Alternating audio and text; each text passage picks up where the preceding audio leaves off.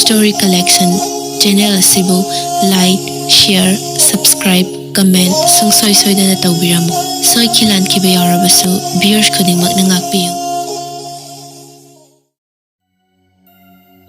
hainaringai eduda mama sigi call sulakle sakhendo panthadana phone da fatpai khattuna hello sana how nangbu halakto ba kayang walige imase nyagle ragabudi halani da ado kai lerage ibe mase sak thongam badagi masa se kaino ma tawri na leirene sibu doctor tana hubana phatro sakhendo ngarang nungdang khara inkhibaduna oiramani khalaklammi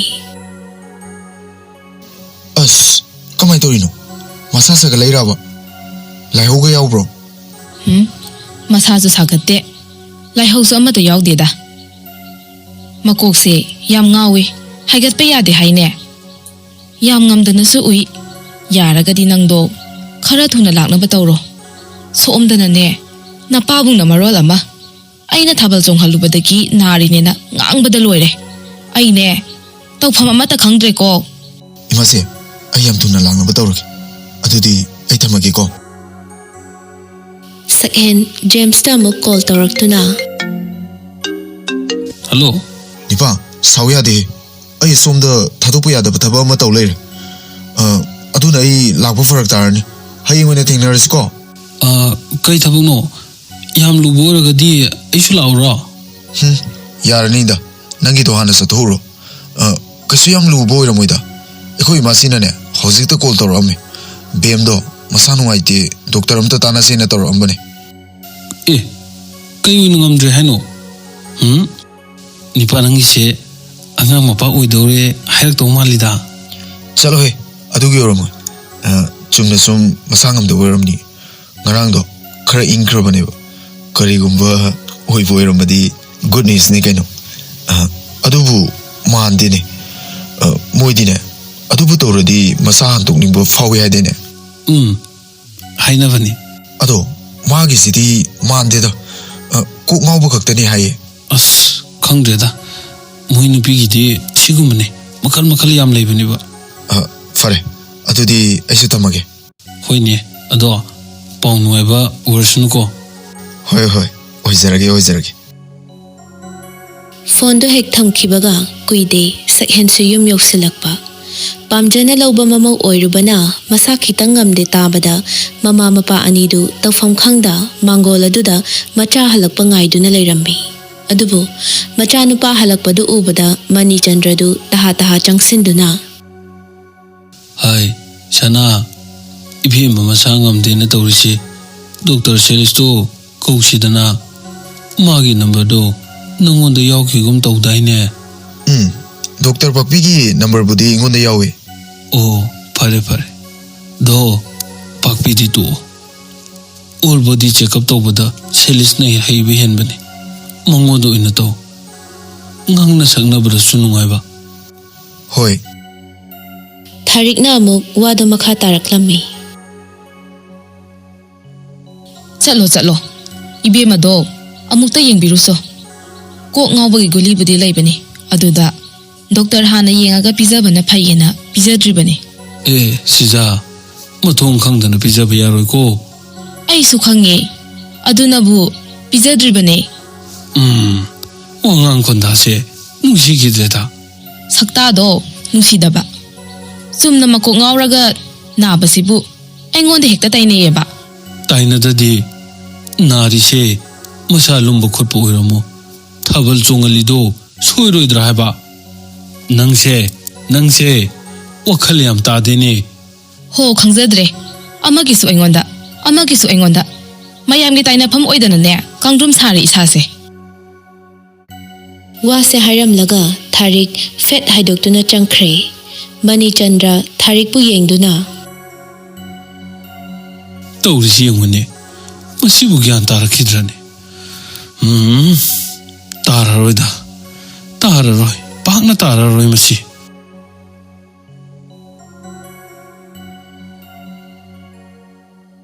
Somda sakhendu taha changlukuna phamung machiduda tapna famtharai aduga makhutuna thazagi laibakta thamduna Bhem tabro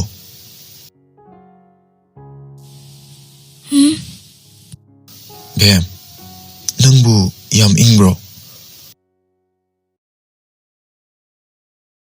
thaja mamitta tapna panglaktuna Yambo, how kayam kuirage lakpa. Ay di nga hao, Waithou ramale, tahodre. kuijida hojikta laisini ai thawai masase nai tabadane ingonda su sina fawbun tawine aduna gari ga je pai bagai ne tawraije as kudanga je loin sitar Yam kan nangam da banata basibo. Tapna dum thorok pa yandro. Anduda, soy nga madi kamay tau niya. Tau budi, ima siga, babuk nga napakazadana phone tau krini. Ay di tau rugino hay bane. tawre ado farabane kari guma tawtra dine ai saudine Andu ay raso, anaba se, pra hay badi nati dana. na babu kaino hai bangamro ado nang bo hujik haksang du khara nungairbo Kang deda, kokse, yam ngawe. Asu koi base, sumayna amu pao. Ngawrak tri. ai di ngarang nang khara inkibdo aduna naraboi khaluri aduga di as fare ama boire ai doctor kauki ko Yambo, kaudrasi yani ye. Ngahak layraga adum phasakini da. yadi anabulo sinba fatte wani ai gi vem na ba yaro yaris ai kolam ta tawki asi hairaga sakhen Salish ki number aduda call tawshili kuide Salishu phat pai khalaktuna Hello, Pabung lo? nati ai sagene Oh, Sahen, kay lerage. Yam thajadana kontora isibo. hoine nanga tanada ba yada ba wa ma leire aduna ne Kay no, Pabung bu ngam da bayaw bro. pawungi nati ai ki vibe to mako kar ngawi masasu inung nuai te haba adu de yaraga di selise hosing aktang lafi be yaga dro yaraga di hosing anta lafi one Oh, hoy, lakjage. Sahen hoy imungi haibadabu aina karam kanda yada bayaw khargene. hoine aduna ba isu selista direct haire ni geno yam nungai khara tuna lafi na bator adu di ai amuk thamagi ko Pharene, aishu hauji adum lakna batawrage. fani ngaihak asumna leiraba tungda Dr. Salishu laktuna thazabu treatment chathaba hokre ahum adudi thangnaba ka aduda doctor gi mapau tanabani haiduna ngaiduna leiri kuide Salishu nokmi tawduna Sahen, som nungsiraba ichagi mapa oidore. Pabunga, ima se, imong nupi se thalepe. Aduna yariba makai, mabu pothanba ama darka oire. Kaisu thoidokpa problem delay teda. Tawbatabu masa se, chongba phanba khara yawkhraba male. Angang sida infection khajik phangbagi mamitai. harakliba wadu tabada thariktu pakhalap tawna Ibema, angang du kaisu thoidok padi tawre ko. Ima sidi yamna pakhatlebo. Kamay tawni sidia. Ima se pakhat bigano, kaisu tawraroye. Hauji matam chana yenghori se yamna pharabane. Sidagiti hidaguli mayam ama thadabanina kaisu tawraroi. Mihunsu phajana dum phangi. Khwaitagi pharabane. Ish, Ibema, ima si khalu raga. Hauzita yamna ningamaktre. Hai, Sija, Uwa Makatarano, Adu Cholo, Ichaga sa glass amamam tang takmina gigi. Pabunga, nasadi sa thachadre. Pabungsu yariba makai sini se sabidabana pharabane. Hoi, ngasi isana, achin bakaya amakai tukpiduna lingbire ishe, iham nungaire. Pabunga, sidi aikhoigi tawdraba yadraba ithawne. Phare adudi ꯑꯩ ꯑꯃꯨꯛ ꯆꯠꯂꯨꯈꯤꯒꯦ ꯁꯛꯍꯦꯟꯅ ꯋꯥꯗꯨ ꯇꯥꯞ ꯑꯣꯛꯂꯛꯇꯨꯅ ꯑꯗꯨ ꯁꯦꯂꯤꯁ ꯆꯦꯀꯞꯀꯤ ꯃꯇꯥꯡꯁꯤꯗꯤ ꯁꯦꯂꯤꯁꯅ ꯑꯗꯨꯝ ꯇꯧꯕꯤꯔꯣ ꯍꯣꯏ ꯃꯇꯝꯗꯣ ꯑꯩ ꯑꯗꯨꯝ ꯀꯥꯏꯗꯅ ꯂꯥꯛꯆꯔꯒꯦ ꯉꯁꯤꯒꯤꯗꯤ ꯌꯧꯈ꯭ꯔꯒꯦ ꯑꯗꯣ ꯁꯛꯍꯦꯟ ꯍꯤꯗꯥꯛ ꯒꯨꯂꯤ ꯄꯤꯖꯕꯒꯤ ꯊꯕꯛꯁꯤꯗꯤ ꯃꯇꯝ ꯆꯥꯅ ꯄꯤꯖꯧꯀꯣ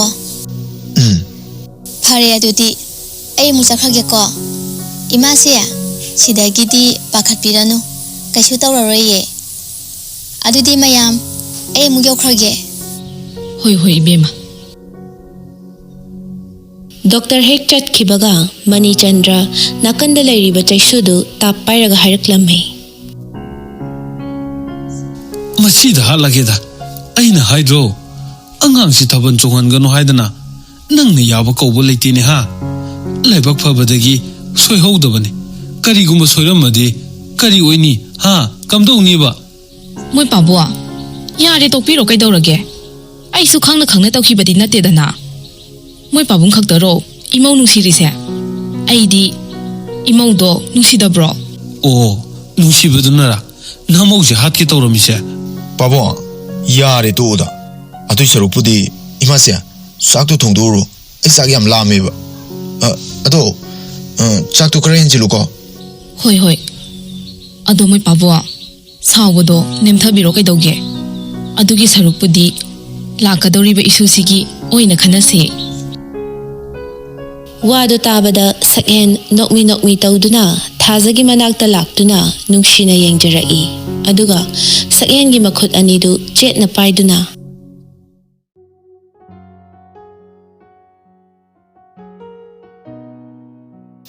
ꯕꯦꯝ ꯀꯩꯅꯣ ꯌꯥꯝꯕꯣ ꯑꯗꯨ ꯌꯥꯝ ꯃꯨꯟꯅ ꯌꯦꯡꯉꯤꯗꯨꯅ ꯑꯩꯕꯨ ꯑꯃꯨꯛꯇ ꯎꯗ꯭ꯔꯤꯕꯒꯤ ꯃꯑꯣꯡꯗ ꯕꯦꯝ ꯗꯣꯛꯇꯔꯅ ꯅꯉꯣꯟꯗ ꯀꯩꯝꯇ ꯍꯥꯏꯔꯝꯗ꯭ꯔꯣ ꯍꯥꯏꯁꯦ ꯅꯪꯁꯤ ꯅꯨꯡꯉꯥꯏꯕꯒꯤ ꯃꯃꯤꯒ ꯑꯝ ꯇꯥꯗꯦꯕ ꯀꯩ ꯋꯥꯅꯣ ꯍꯥꯏꯔꯝꯗꯦ ꯀꯩꯝꯇ ꯍꯦꯛ ꯍꯥꯏꯔꯝꯗꯕ ꯍꯥꯏꯔꯝꯗꯦ ꯋꯥꯅꯤ ꯌꯥꯝꯕꯣ ꯃꯥꯅ ꯍꯥꯏꯔꯝꯕ ꯍꯥꯏꯕꯨ ꯑꯩꯁꯦ ꯁꯛ ꯌꯥꯝꯅ ꯐꯖꯩ ꯀꯗꯥꯏꯗ ꯊꯦꯡꯅꯔꯒ ꯂꯩꯔꯛꯏꯅꯣꯗꯤ ꯍꯥꯏꯔꯝꯃꯤ ꯋꯥꯊꯤꯕꯁꯨ ꯌꯥꯝ ꯉꯥꯡꯕ꯭ꯔꯥꯕꯨ ꯗꯣꯛꯇꯔꯒ ꯂꯣꯏ ꯐꯨꯒꯠꯂꯛꯀꯅꯤꯀꯣ ꯃꯃꯥ ꯍꯔꯥꯎꯍꯜꯂꯝꯗꯕꯒꯤ ꯀꯩꯅꯣ ꯌꯥꯝꯕꯣ ꯉꯥꯡꯉꯤ ꯃꯌꯥꯝꯗꯨꯕꯣ ꯑꯩꯕꯨ ꯋꯥꯈꯜ ꯑꯝꯇ ꯇꯥꯍꯜꯂꯣ ꯀꯩꯗꯧꯔꯒꯦ ꯑꯗꯨꯕ꯭ꯔꯣ ꯏꯕꯥꯅꯤꯒꯤ ꯅꯨꯡꯁꯤꯔꯕ ꯏꯆꯥ ꯑꯃ ꯐꯪꯒꯗꯧꯔꯦ ꯀꯩꯅꯣ ꯌꯥꯝꯕꯣ ꯑꯁꯦꯡꯕ꯭ꯔꯣ ꯍꯥꯏꯁꯤꯕꯣ ꯉꯔꯥꯡ ꯆꯣꯡꯉꯤꯕ ꯊꯥꯕꯜꯗꯨꯒ ꯑꯁꯦꯡꯕꯅꯤ ꯑꯗꯣ ꯑꯇꯩꯗꯤ ꯈꯪꯗꯦ ꯏꯆꯥꯁꯤ ꯊꯥꯕꯜꯗꯤ ꯐꯖꯅ ꯄꯥꯝꯃꯅꯤ ꯃꯃꯥꯁꯤ ꯌꯥꯗꯦꯕ ꯁꯤꯗꯩꯗꯤ ꯅꯪ ꯊꯕꯛ ꯑꯝꯇ ꯇꯧꯕ ꯌꯥꯗꯦꯀꯣ ꯅꯨꯡꯇꯤꯒꯤ ꯑꯩꯅ ꯋꯥꯀꯤꯡ ꯆꯠꯄꯗꯅꯦ ꯅꯪꯁꯨ ꯑꯗꯨꯝ ꯄꯨꯔꯗꯕꯅꯤ ꯄꯥꯎꯁꯤ ꯇꯥꯕꯗ ꯅꯪꯕꯨ ꯀꯩꯝꯇꯒ ꯍꯔꯥꯎꯗ꯭ꯔꯣꯕ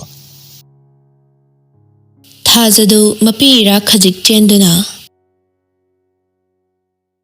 ꯑꯁꯨꯛ ꯅꯨꯡꯉꯥꯏꯕ ꯄꯥꯎꯁꯤꯕꯨ ꯀꯩꯗꯧꯕꯒꯤ ꯍꯔꯥꯎꯔꯣꯏꯗꯣꯏꯅꯣ ꯌꯥꯝꯕꯣ ꯑꯩ ꯌꯥꯝꯅ ꯍꯔꯥꯎꯋꯦ ꯑꯗꯨꯕꯨ ꯑꯁꯤꯒꯤ ꯅꯨꯡꯉꯥꯏꯔꯕ ꯃꯤꯀꯨꯞ ꯑꯁꯤꯗ ꯏꯃꯥ ꯕꯕꯥꯗꯨꯇꯪ ꯂꯩꯖꯔꯝꯃꯕꯗꯤ ꯃꯆꯥ ꯑꯩꯒꯤ ꯄꯥꯎꯁꯤ ꯇꯥꯕꯗ ꯀꯌꯥꯒꯤ ꯃꯇꯤꯛ ꯍꯔꯥꯎꯖꯔꯝꯒꯅꯤ ꯕꯦꯝ ꯌꯥꯔꯤꯁꯦ ꯀꯞꯀꯅꯣ ꯍꯥꯏꯕ ꯏꯃꯥ ꯕꯕꯥ ꯂꯩꯇ꯭ꯔꯁꯨ ꯑꯩꯈꯣꯏꯒꯤ ꯏꯃꯥꯁꯤꯒ ꯄꯥꯕꯨꯡꯒ ꯂꯩꯔꯤꯁꯤꯗꯤ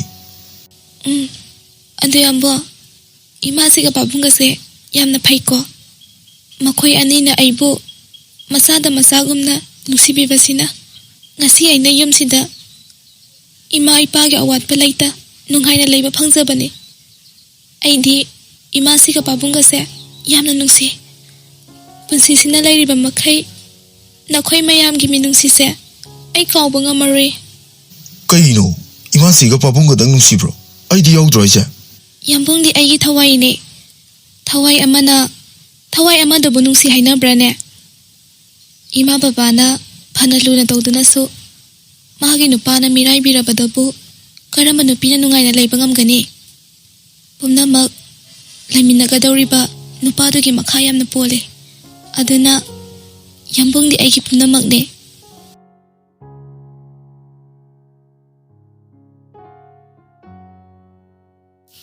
ꯋꯥꯗꯨ ꯇꯥꯕꯗ ꯁꯛꯍꯦꯟ ꯅꯣꯛꯐꯦꯠ ꯇꯧꯅ ꯊꯥꯖꯕꯨ ꯆꯦꯖꯦꯠ ꯀꯣꯟꯁꯤꯟꯕꯤꯔꯛꯏ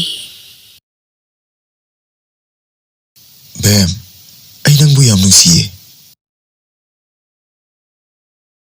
ꯇꯟꯖꯥ ꯑꯗꯨꯗ ꯖꯦꯝꯁꯀꯤ ꯀꯣꯜꯁꯨ ꯂꯥꯛꯂꯦ ꯁꯛꯍꯦꯟ ꯊꯥꯖꯗꯒꯤ ꯈꯖꯤꯛ ꯍꯟꯇꯣꯛꯇꯨꯅ ꯀꯣꯜꯗꯨ ꯐꯠ ꯄꯥꯏꯈꯠꯂꯤ. Hello. Nipa, kamain tauge? Khara farbo. Doctor yengaba natro. Yeah. Kaino mari kapthara iduna. Aibu karamba hana kumoino. As kumningba maikta hana kumune. Sakhendu akoiba yauda fat hekta hairaklammi. Yenge. Oh, farene. Adudi kai haramage. Kaiso aruba keso ramjreda. Missing higatpagi oram. Says media diko. Aina ngasai na hydro. Adu oranganina. Yam fare adudi nungai ba pau tahan bagi imasida ai cha hapo muhayo ko. Fajaba. Adu khangdana ne. Aina ngasai na hajagrabani. As wahayam khangrabani pani da. Atai lairi ne. Amadubu senbu selam labro. Chelame. Aiju sauningdana khara di tokharame. Adugo man maya ihi kai horen moi da surprise pi ki tobuni kaina. Aina sauningi di hotel khaki wasu nateba. Akhoi da karimta khangalam dabado. Adugi ai am sauningbe wani da. Hoise. Nangsu saururo no. Masune parak tadana tawri oramni.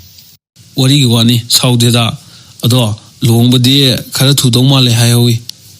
Yam fare keno. Adudi matang loisinaba. Adu atai lairi ne. Nangina mo kamai toba. As khangdida. Aidi nupi thibagi mangdeda. Mapa kum laina do senaraga dum lejesani. Yare he nang suba. Farese siwasi to ase. Aisu lagna ba tawrage. Hoine khara tune yoksilo. Thameko. Thamo.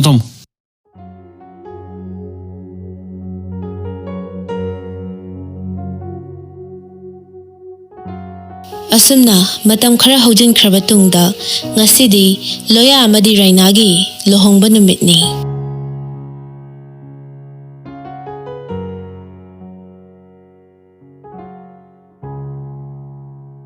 Thaja rainada call tawraktuna.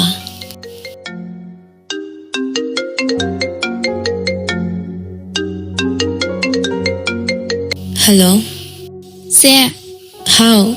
Nangbu nasado kamay tawrige. Kuirene udaba. Nahan ay nalakpada sakhen na bani laramdabado. Kaya di nungaitre. hoi. Ay sa sega tingna hodaba se, yamna nungaite. Hoy da dubudi. Matung dasu chamarak layridana. Nangi dusu chattaba yabanati. Aduna maruni. Hoi se, isambudi kaisa thoidokpa tawdiye. Aduda chathok khotokpadi kaya nungaitre. Aduna ngasi segi luhongbase yauba ngamoidore. Si haigena call tawrakpane. Se saunuko. Aido yamna di yauningmane. Adubu upai leitre. Is angawi adugi oire.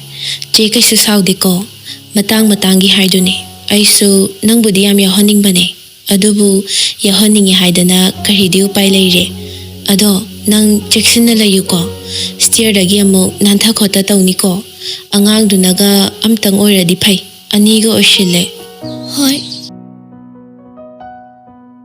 Haina ringay aduda sakhen chana thaknaba khara puduna changlaklammi. Bam. Se saposi sargane. Protein powder se. Si muk thaksilo. Adugane. Aina laksi fo makata kumbu yaru ko. Ai yam thuna lakaniba. Sakhen gi wado tabada rainadu nokmi tawduna. Thaja sakhen natro. Hoi mane. Kanano nanga wari sanari duna. Ho aine. Raina. Taye. Nangshu kharanga na lakpadi yabani he. Haujik phau kaidori no khangde. As yare. Aine na lakningini. Yada tori ne wani. Hosikanse thabuyam silleba. Masaina nupa mayum da musalure. Nayak leiraga noi da muk laani. Yum dasu thadukpa yadaba thabang antane taurisi. Hoida phagi tawbane. Aishu loina khangida. Ado thajado khara cheksina senoko. Made angang neba. Senabai wadi haibiru no hairi. Sukthada doktre duni. Is wari faudi nungari. Pharene aishu loishinaba tawrukhige. Thaja che thamage ko. Hoi se. Sakhen ai thame he. Tamo. Ngasidi heroine na khara nai tarone ha amada su yamne horabani horen mine helangum siko Hoi hoi thamme ko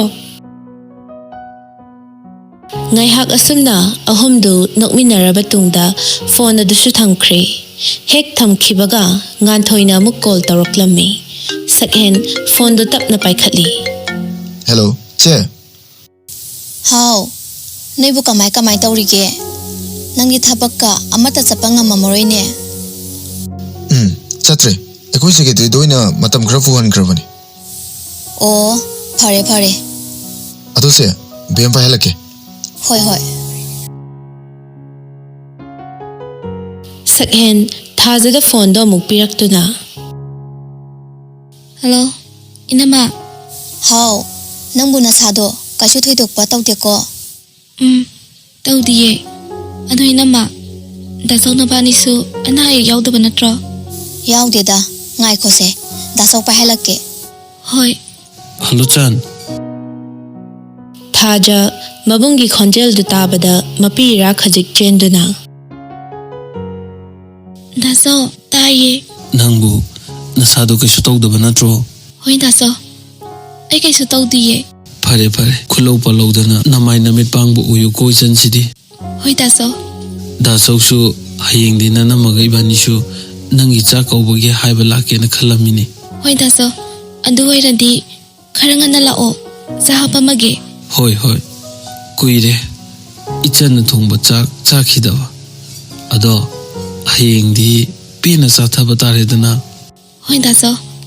ado di nanama amuk pahelagi ko John How.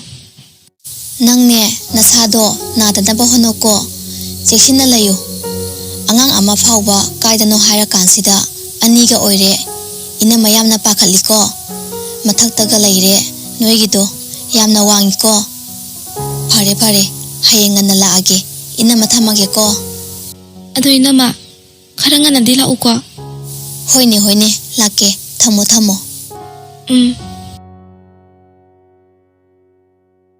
somdasu lohongba dusu loishinkre Raina du pakna thariba phamungduda wakhal ama khanbagi mawongda tumin phamduna lei Loya du moli changlaktuna Raina gi lengjum ani duda tapna pairaklammi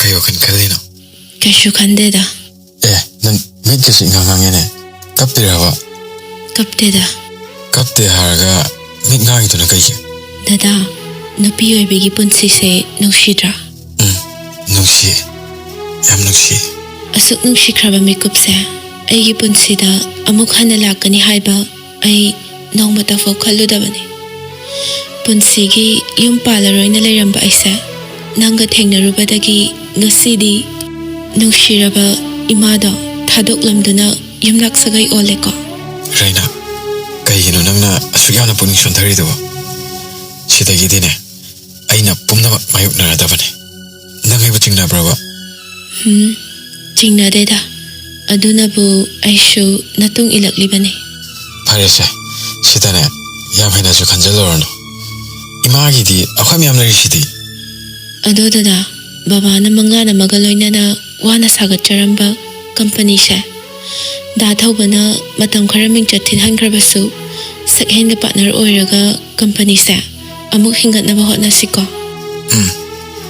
aina soitana nangi apamado naning thon gane parese lohongunu minega loi kok tok makai wari sha moram da chat kidawre ngai khone nang sai ngonda kundu hokpoda aduk thina pala leiduna kai haiba aidi shonging bana hawalaga puro sigo khalabani aduda viral sa batare na ai tokjarabani taning deko adubu wahoina ngangadana kundo phanayam na palasu haujikti nanakta ai leiredana yarabana tro mi adu orso mi ne ubada nangsi sungya yadana aina namdana ga pharaga lawo mala leidana imana wasing nasu loina khaira abani nang di pela mane chumdro moina hairido pharaga lawri na tro aina matam khara laiki saibadadi nang yabro oh nang di adugi malomda thoigi dawri jaroire adugi nateko chin lai ken gadaba wangangado aishu adugi saurini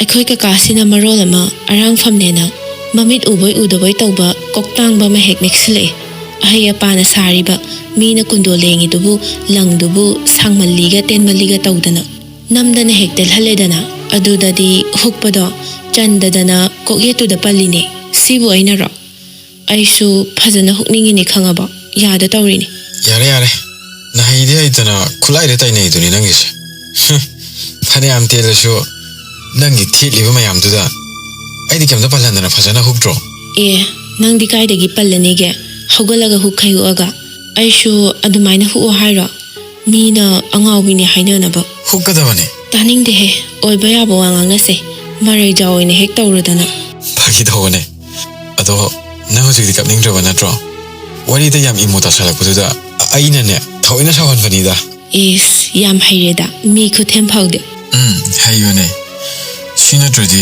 ꯀꯥꯏꯗꯒꯤ ꯅꯪꯗꯤ ꯑꯗꯨꯝ ꯀꯞꯇꯣꯏ ꯑꯗꯨꯝ ꯇꯧ ꯂꯩ ꯔꯥꯏꯅꯥꯗꯨ ꯏꯉꯥꯡ ꯉꯥꯡꯁꯤꯜꯂꯕ ꯃꯃꯤꯠ ꯑꯅꯤꯗꯨꯅ ꯂꯣꯌꯥꯗ ꯇꯇꯨ ꯇꯇꯨ ꯌꯦꯡꯖꯔꯛꯇꯨꯅ ꯋꯥꯁꯦ ꯍꯥꯏꯔꯒ ꯂꯣꯌꯥ ꯔꯥꯏꯅꯥꯒꯤ ꯃꯅꯥꯛꯇ ꯈꯖꯤꯛ ꯆꯪꯁꯤꯟꯗꯨꯅ ꯃꯃꯤꯠ ꯀꯨꯞꯇ ꯇꯨꯃꯤꯟ ꯌꯦꯡꯗꯨꯅ ꯂꯩ ꯃꯇꯧ ꯑꯗꯨꯗ ꯔꯥꯏꯅꯥꯗꯨ ꯃꯤꯆꯥꯅꯕ ꯉꯝꯗ ꯃꯃꯥꯏꯗꯨ ꯅꯣꯟꯊꯗꯨꯅ ꯈꯥꯡꯉꯤ ꯃꯗꯨ ꯎꯕꯗ ꯂꯣꯌꯥꯗꯨ ꯅꯣꯛꯃꯤ ꯅꯣꯛꯃꯤ ꯇꯧꯗꯨꯅ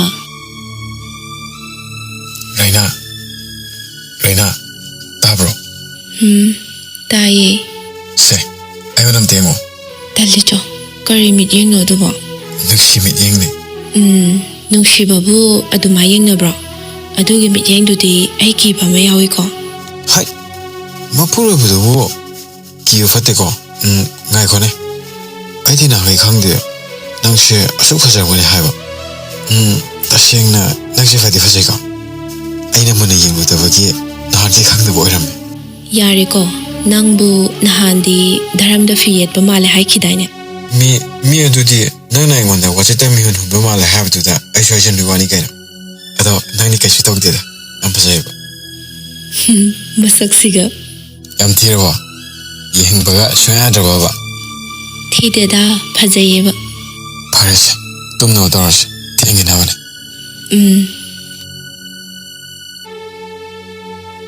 ꯑꯁꯨꯝꯅ ꯇꯞꯅ ꯇꯞꯅ ꯃꯇꯝꯁꯨ ꯍꯧꯖꯤꯟꯈꯤꯕꯅ ꯊꯥꯖꯁꯨ ꯃꯀꯨꯝ ꯃꯊꯥ ꯌꯧꯔꯗꯨꯅ ꯍꯣꯁꯄꯤꯇꯥꯜ ꯆꯠꯅꯕꯅꯤ ꯍꯥꯏꯗꯨꯅ ꯀꯟꯅ ꯍꯣꯠꯅꯔꯤ ꯁꯛꯍꯦꯟꯗꯤ ꯊꯥꯖ ꯁꯦꯟꯅꯅꯕ ꯍꯣꯠꯅꯕꯗ ꯃꯁꯥꯗꯨ ꯀꯥ ꯍꯦꯟꯅ ꯋꯥꯔꯕꯅꯤ ꯕꯦꯝ ꯅꯪꯕꯨ ꯌꯥꯝ ꯋꯥꯔꯕꯣ ꯋꯥꯏꯌꯦ ꯑꯗꯣ ꯌꯥꯝꯕꯣ ꯍꯥꯎ ꯅꯪ ꯑꯩꯒꯤ ꯏꯅꯥꯛꯇꯒꯤ ꯂꯥꯞꯅ ꯆꯠꯈꯤꯅꯨꯀꯣ ꯆꯠꯂꯣꯏꯌꯦ ꯑꯩꯒꯤ ꯕꯦꯝ ꯊꯥꯗꯣꯛꯑꯒ ꯑꯩꯅ ꯀꯩꯗꯧꯕꯒꯤ ꯂꯥꯞꯅ ꯆꯠꯇꯣꯏꯅꯣ ꯍꯧꯖꯤꯛꯄꯨ ꯑꯩꯈꯣꯏ ꯏꯅꯝꯃꯍꯣꯏ ꯂꯥꯛꯀꯅꯤ ꯍꯥꯏꯕ꯭ꯔꯣ ꯏꯕꯥꯏꯗꯕꯨꯗꯤ ꯁꯥꯟꯇꯤ ꯍꯣꯁꯄꯤꯇꯥꯜꯗ ꯑꯣꯏꯅ ꯂꯥꯛꯑꯣꯅ ꯍꯥꯏꯈ꯭ꯔꯕꯅꯤ ꯊꯥꯔꯤꯛꯁꯨ ꯇꯍꯥ ꯇꯍꯥ ꯆꯪꯂꯛꯇꯨꯅ ꯁꯅꯥ ꯅꯪ ꯇꯥꯃꯪꯂꯦꯝꯅ ꯒꯥꯔꯤ ꯊꯧꯗꯣꯛꯄ ꯍꯧꯈ꯭ꯔꯦꯅꯦ ꯑꯩꯈꯣꯏꯕꯨ ꯈꯔ ꯊꯨꯅ ꯆꯠꯅꯕ ꯇꯧꯁꯦ ꯕꯦꯃꯥ ꯂꯥꯛꯑꯣ ꯋꯥꯔꯁꯨ ꯋꯥꯅ ꯏꯃꯥꯁꯤꯒ ꯃꯈꯥꯗ ꯀꯨꯝꯊꯔꯒ ꯂꯥꯏꯅꯤꯡꯊꯧ ꯂꯥꯏꯃꯔꯦꯟ ꯈꯣꯏꯔꯝꯃꯨꯔꯁꯦ ꯍꯣꯏ ꯏꯃꯥꯁꯦ ꯑꯁꯨꯝꯅ ꯂꯥꯏ ꯈꯣꯏꯔꯝꯕꯁꯨ ꯂꯣꯏꯔꯗꯨꯅ ꯊꯥꯔꯤꯛ ꯃꯃꯧꯗ ꯑꯃꯨꯛ ꯑꯣꯟꯁꯤꯜꯂꯛꯇꯨꯅ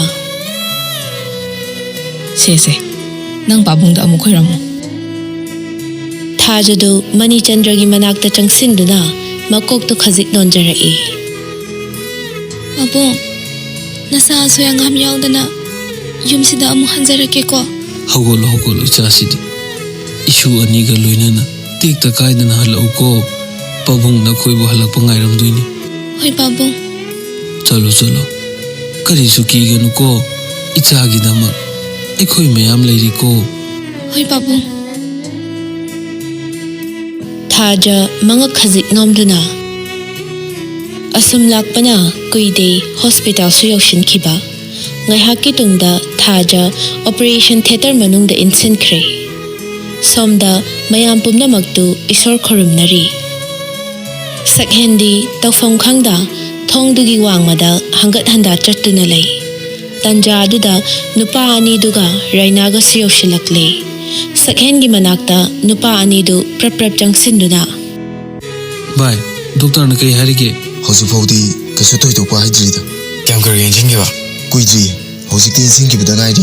I nungdi thorang to hai bro. Adudi mabu kari blood group no. Oni. Ado igi budi yare da. Yam lay reba. Fare. Kari kuma wala kana aingon de gairo. Yarse. Hena su kanjil lor. Kashi to roi. Hainaringai aduda doctor ama tholakduna sakhengi manakta changsilli aduga makhut ani du soknaraduna Sir second sana. Congratulations. Adongi ichana pa masak phajaba amaga ichana pi masak phajabi ani gi ma paoire. Doctor. Yam nugai. Mama di kasu toy to potok diko. Ishona chan biduna aswangam kar su yaw khidre. Hoje adom manung sangona bi payarni. wadu tabada mayamdu loina haraunare sakhen nokmi tawduna thazagi manakta changlaki aduga betugi nakanda thariba chair aduda tapna famthaduna thazagi makhuttu chetna parai Bam. Nang kisaninga. Nang nasaning ba apam ba mahero. Yamung leirugi. Natraga Rohit Laish ke. Yambo, hauzik ai kemta saba yadriye.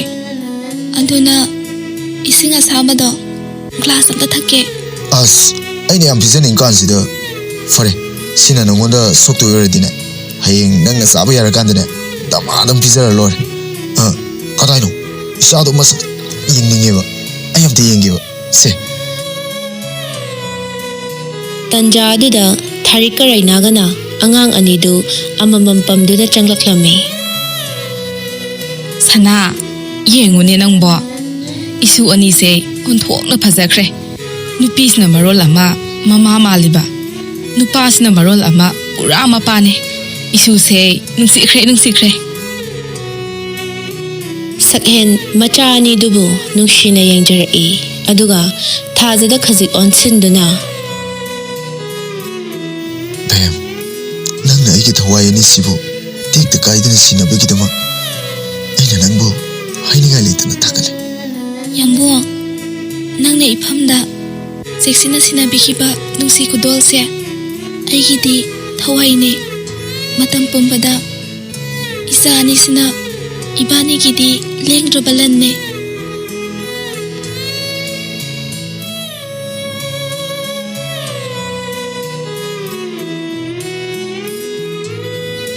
matang asida Waithou Ningol hariba wari ase loshinjari soi khilan kibe yarabasu viewers khudingmak na ngakpiyu mathangda nungai ba wari puduna lakjage loshilakpada Story Collection channel asibu like share subscribe comment sungsoi soidana tawbiramo